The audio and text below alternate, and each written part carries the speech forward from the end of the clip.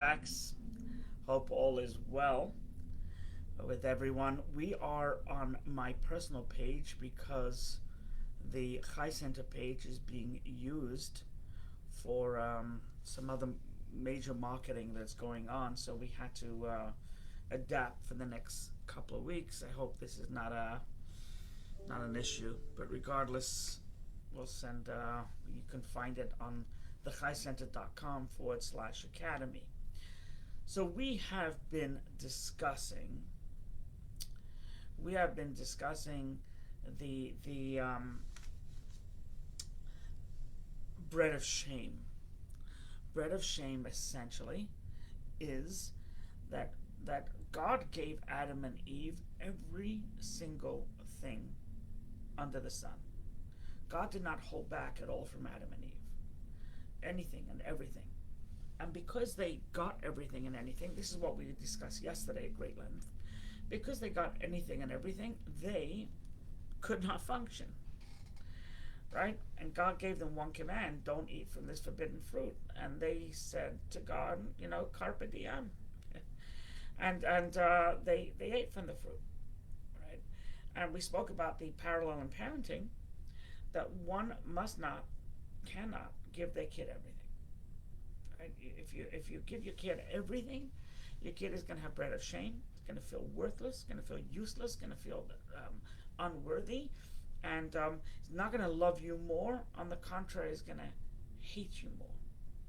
And there's going to be dysfunction because you've given your child everything. So it's really like a reverse psychology. But I gave him this, and I gave him this, and look at the vacations, and look at the cars, and look at the expensive toys, and look at the latest drone that came out, and everything and anything. Why thank you, Esther, of Simchas. Why does my child hate me so? It's precisely because they never heard a magic word from you. And that magic word was no, or not now. All they heard from you was a yes, yes, yes, yes, yes, yes. So no is so vastly important. In fact, when God created the world, we're taught that God created the world with giving everything and everything and everything. But he also created the world with another attribute called gevura, which is retracting. Hey, Susan, taking away. If when you have, I think a great example, is when you have too much giving, giving, giving, and not enough. No, no, no, you can't do this. You have a justice system that will be overrun. I remember growing up in Brooklyn, is that there was this thug, and the guy was trying to get the gold chain off this woman, and pulled the woman. She fell down and she started to scream, and somebody came, and they surrounded this thug, and the police came, and they dragged him. They put him into the police car. They took him 2 blocks away, and instead of saying, what are you doing, what are this, what are that, they let him out. Get out, don't cause any more trouble. Now, was that a powerful enough lesson for this thug? Of course not, because he was right back in the street. He figured, I dodged a bullet, let me come back again. So a child has to hear no. A thug has to hear no. You can't be too much chesed, too much giving, chesed, too much giving is what we call love sickness. It's just not good, right? Too much severity we know is not good. So a child has to hear yes. A child has to love, but a child also has to hear no. In Kabbalah, by the way, you love with your right hand, and you admonish with your left. Now, you love with your right hand because your right hand is your dominant hand if you're a righty, and therefore you gotta love more than you admonish. That's critical, but you must admonish. You must admonish. So you embrace, one's child with your right hand, love, and you say, whoa, hold on, I don't like this. Any parent who doesn't tell their child, I don't want you to play with this guy because this guy is loony, or this guy's bad, or this guy's right, is not a good parent. You have to. You have to. The child doesn't like it, but you have to say, no, no, no, this is not working. This is not good. This is not good. This child is a child that has to keep away from you. You have to do that. So we're taught, literally, that's the primary reason why God took him out of the Garden of Eden, because God told him, now you got to work. Now you have to really sing for your supper. You're going to have to work for it. You'll feel less worthy. You'll feel accomplished, right? And the same idea, by the way, Maimonides says the same thing, is that and I believe there's an expression in our language, in our culture. You teach someone to fish, you provide them, you provide their livelihood for a lifetime, something like that, right? Maimonides says that the highest form of charity, right, is, of course, that nobody knows you're giving, but the highest form of charity is that you give somebody a job. Because when they're begging for alms, granted, that's their livelihood right now, it's not a good feeling. And what you need to do is raise the person up by giving them a job. You got to raise your child up by giving them responsibilities. It's the same idea. Now, we're taught that in addition to exactly, Susan, entitlement, your child will feel entitled. The child will feel entitled. And by the way, an entitled child, his chances are, will be an entitled adult. Right? If you don't stop a sex maniac when they're younger, they're still going to be a sex maniac when they're older. And have major issues. There's nothing wrong with the sex maniac if it's with one spouse, but if you don't stop somebody who's just a person that belittles women when they're teenage years, but you don't stop them, right? So an entitled child is an entitled adult, right? And that's by the way, completely off the subject, not on topic, as Esther writes, but that's exactly what happens to politicians. They go in, they tell you, I'm going to do this and I'm going to do this, right? I'm going to do that and the other. But when they get in, aside from politics and the whip and the aside from all that, they suddenly forget where they came from. They suddenly they're entitled. So they can vote to say what type of insurance you have, but they're exempt from the vote, from the insurance, essentially exempt from the vote. That's what happens. They start feeling entitled, and once you feel entitled, even as an adult, but it's much worse if it's a kid. So, not to get political, but that's what happens. You ever wondered why a politician goes in and changes? It's because all of a sudden they're on top of the world and they feel entitled, and it's a terrible, terrible thing. And they get warped. But there's other fringe benefits that we can learn from them being kicked out. Not only bread and shame. Thank you. Yeah, that's the line. Give a fish, they eat a meal. Teach them to fish, they eat for a lifetime. Thank you. Another cardinal principle for humankind, especially children, and it's a big, big red flag, and we learned this from Adam and Eve, is that if your child says they're bored, it's a very big red flag. You got to make sure that a child is not bored. One of the worst things for a child is boredom. So, for example, we know this when a child is in school, and the child is in 3rd grade, but the child is really on a 5th grade level, right?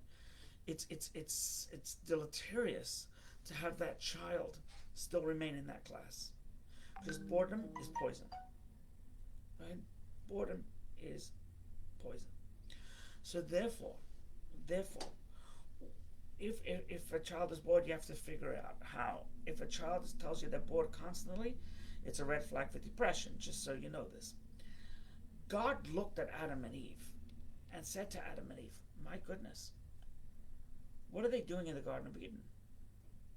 Right? What are they doing? So they're prancing around from tree to tree, from plant to plant. They're talking to the lilacs and the irises, and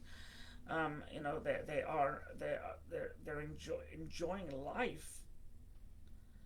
But I, God forbid, pardon the pun, don't want them to get bored, because boredom is poison. Right? You can read up on boredom, by the way. I mean, if you look at DSM-5, I think, where they I think it's in the DSM. That's where I read it. I believe that's where I read it. The boredom is a sign of very bad things. So God said, I don't want to get bored. When a child is bored, bad things happen. When a human is bored, bad things happen. You get into trouble, right? My wife always says, right? My wife always says that nothing good happens between 12 a.m. and 5 a.m. Right? With as far as rearing children, it's because they're bored. They're going to get into trouble. So anything between 12 a.m. and 5 a.m. and the answer is no. The DSM-5, which is it's how doctors and how psychiatrists and psychologists diagnose. It's a diagnosing manual.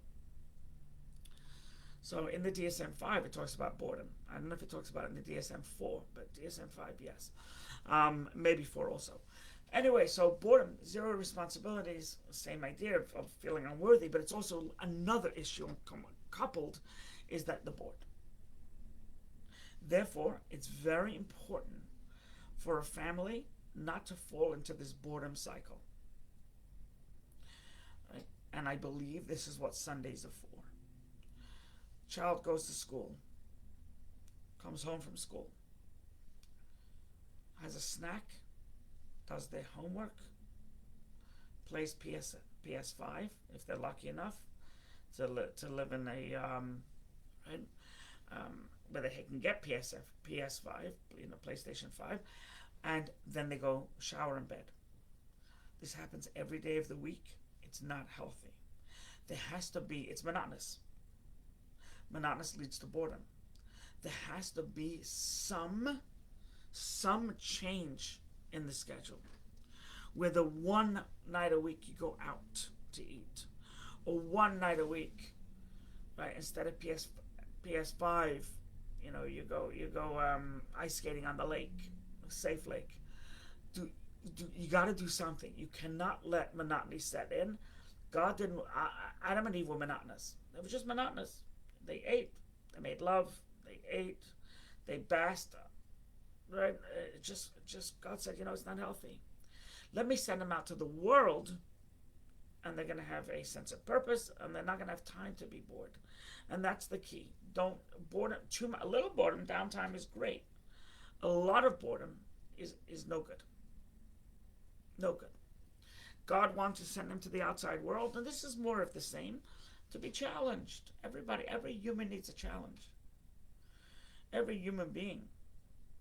Every human being needs to have something that doesn't have to be crazy competition. Some people don't like competition, but don't do well with competition. Some people thrive on competition, but at least challenged to do something. Adam and Eve weren't being challenged, and we spoke about this a while ago. They just weren't being challenged. It just wasn't. It wasn't It was just an existence without challenge, and that's not good. Aside from boredom, aside from monotony, you got to be challenged. You got it's an addition. It's not exclusive to. You got to have something that you got to overcome. It doesn't have to be a negative obstacle, right? And you write something, teach them how to make a budget. I believe the school, has to teach them not only how to write a budget, how to make a budget, but how to send a press release, how to send a congressman a letter, how to sew a button, or basic sewing, boys, girls, doesn't matter, right? Because it's life skills, and it will keep them on their toes. Keep them on their toes, right? How to balance a checkbook. I don't know if they teach these things in school. I know. I'm sure they teach some of them, but there's so many of life's things they're gonna need. So challenge them now, absolutely, and it will be different from social studies and different from. Hi, Susan. Teach them how to change a tire. Excellent. Um, you. Then this should be. I think it's more important than the running team. Yes. Um, Running is important, but you could run with very little instruction. To change a tire, or to balance a checkbook, or to create a budget, is more challenging. So they needed to be challenged. So God said, you know what? God said, you know what? I'm going to challenge them. And another thing, which is not necessarily Adam and Eve, but just as I was thinking about parenting, is relationships are not always easy for kids, right? Friends, etc. So when a child tells you, I got into an argument with so and so, and I got argument with so and so, and right, and the natural instinct of a parent is to say, well, don't play with him anymore, right? Or he's mean, he's rotten, right? You got to teach a child empathy. You have to teach a child empathy. I can't stress it enough. With a child, okay, so what happened? What happened? What's going on? Right? Why did that child, okay, so it is a you have to encourage relationships, and you have to tell them to work on a relationship. It's not enough just to completely every kid that the kid gets in a fight with, loser, not for you, terrible person. It's no, you really have to teach them a relationship. But going back to Adam and Eve, that was just an addition. But going back to Adam and Eve, it's if you look carefully in chapter 3, Genesis is what we're discussing,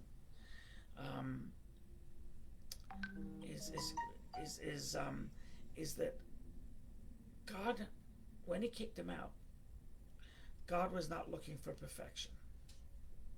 He was not. He goes, out. There's going to be pain, there's going to be suffering, and you're going to have to master this, but it takes time. God knew that. So you go out into the world, right? You can't be perfect. Perfection is an illusion. To have a perfect life is only on Facebook. It's only on social media. Nobody has a perfect life. Nobody. So God was not looking for perfection. God was looking for Adam and Eve to do the best they can. So when he sent them out, he told them it's going to be a hard life. Right? So we learn challenge from there. We also learn is that you got to work at it. It's not going to come easy. You're not necessarily going to be great at it, but the bottom line is you got to try. Keep on trying. What a lesson to teach your kids. Right? So if a kid comes and says, Mom, Dad, I got a 90, you better not say, why not 95? Right? If a kid comes and said, I got a 70, you have to say, that's great. How can we get you a 75 next time? There's no reason to belittle a kid if they're not the top of the class, right? Don't have to be perfect.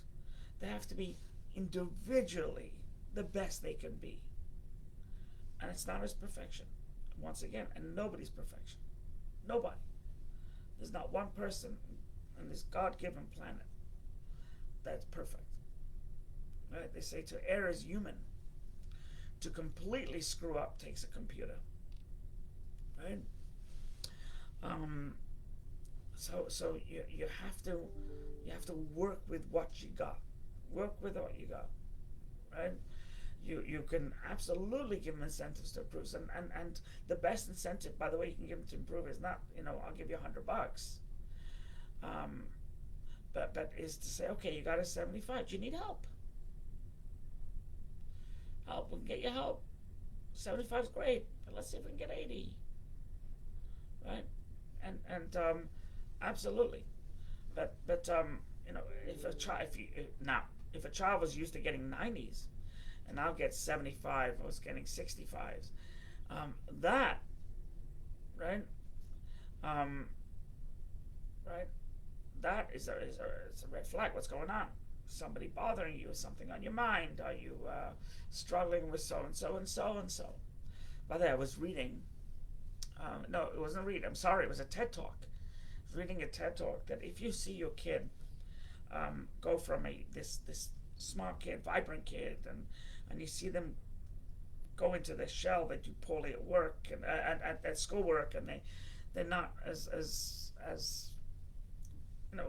alive as they were, right?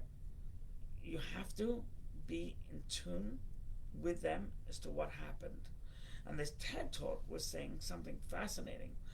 I think her name was Susan Hill. What she was saying is that a child not acting normal, something's going on. There's a very high percentage that it's some type of trauma. They were bullied, molested, embarrassed in class. Something happens. And they said, and of 100% of traumas, 80% of them are sexual in nature. That's what she said. And she also quoted someone else, some type of, I think it was an Italian professor or something. And if your child you find was getting 90s and 85s, and all of a sudden getting 60s and 50s and 40s, stop. Don't yell. Ask what is going on, and don't take no for an answer. So God said, I'm not looking for perfection. I'm looking for you to get do the best you can. And he sent them out to the world. You notice when God created Adam and Eve, he did not create a large TV. He did not create cell phones for them. Right? Cell phones and large TVs are great, but they are unfortunately overused. So and just as and this is I think every book you'll read written by any therapist worth their weight in salt, less TV time, less screen time. A child has to know how to play. A child has to learn how to roll in the mud. A child has to know the reason why a lot of these children, by the way, our children today, which we didn't have this allergy and that allergy and peanut allergy and gluten allergy and celiac and this, that, and the other. A lot of it comes from that we're too sanitized. We don't go outside enough. Right? When we made our preschool here, we made it specifically for our preschool, a little hill so the kids could roll down the hill on the grassy knoll, and the kids could roll down. We did that on purpose so the kids and grass should touch, as opposed to and you think of the kids, by the way, that live in New York City. It's they're afraid of grass. They only know concrete. It's got to be downtime and healthy downtime. Once again, boredom is terrible. Boredom is absolutely terrible. But playtime, downtime, they got to learn how to play. It's interesting that we right and Yes, and absolutely. There's different foods you should not be giving your kids. He's right when he writes about synthetic oil versus olive oil. We only have olive oil in the house now. That's all we have. There's olive oil you can fry with. There's olive oil you can bake with. There's olive oil, right? But he's right, absolutely right. But there's a story that the Rebbe, the Lubavitcher Rebbe. So his wife, was ahead of her time, and she was driving ahead of her time, right? And she passed by the Lubavitch Yeshiva, wherever it was located. It was Bedford and Dean or Eastern Park, I don't know. And she sees the kids. She sees the kids in the playground. Basically, it was a break. It was recess. They took a break. And the kids had their hands in their pockets and they were walking around. I think the weather was a little colder, as the story goes. She drove to a store and she bought balls, soccer balls, volleyballs, light balls, pink tennis balls, ping pong balls, whatever. And she waited there for the next recess. And by the next recess, she threw the balls, she herself, the Rebbitzin, threw the balls over the gate. And the kids started to play with the balls. And the principal came out and goes, "What are you doing?" So he said, "This is not healthy." He goes, "You have to ask me first. I'm the principal." So she goes, "It's not healthy. What's going on here?" Anyway, she goes home. And when she goes home, on that night, her husband comes home to Rebbe. And the Rebbe smiles at her and goes, I heard about what happened. And he says, "So I concur with your decision. But still, you have to ask the principal first. You cannot do something without the principal's permission." But I told the principal, a kid soll wissen, wie sie stiffen. A kid has to know how to play. So the idea is that let the kids be kids. And that's my message. Let the kids be kids. Right? No kid should be bored. Every kid should be challenged in a healthy way. Shouldn't be monotony. There should be some type of spontaneity in the family. Someday, let's go. We're going to Fire Island for the day. Something. Break it up. Right? Teach them how to have good relationships. And last but not least, let them play. Take them outside. Shut the screen time. Right? For example, Friday nights, Shabbat. Right? Jewish, not Jewish. Friday nights, no screen time. None. Spend time with the family. Go out for a walk. Go bird watching for all I care, which is probably got to be one of the mind-numbing things you can do, unless you're a bird watcher, right? But something. Get fresh air.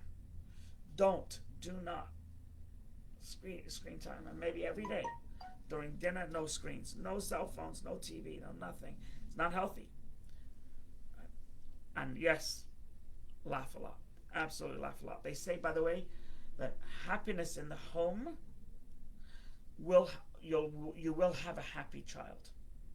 So the home, and it begins with the parents. Parents are gotta make sure they have a happy home. You have a happy home, and music is on. The kids come home, and there's music. There's a happy mom, happy dad. It is an incredible thing. You go bird watching, Susan. I'm gonna see how. I'd rather see how they make pizza. Not my fault. Eve's fault. God bless, and see you tomorrow. TheChaiCenter.com/academy is the place to go for many classes. Please feel free to spread this class, share this class. Once again, we're on a different, because people may not know about it. If you can let people know that we're right now for the next couple of weeks, we are on a different station on Facebook. Thanks. Feel free to share.